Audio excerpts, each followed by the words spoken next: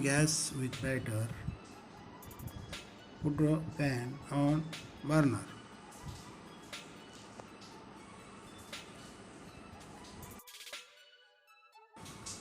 Add ghee 1 or 2 teaspoon in pan.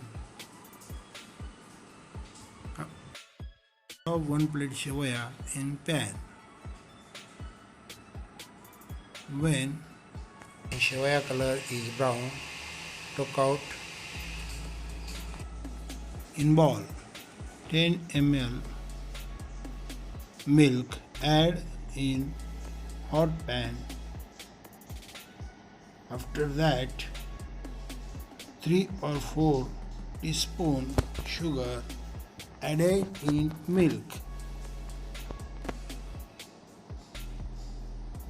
After that brownie color shewaya mix in milk. Please like, share and subscribe my videos. Stir it thoroughly.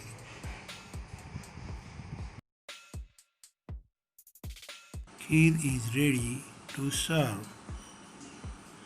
Take kheer in a bowl.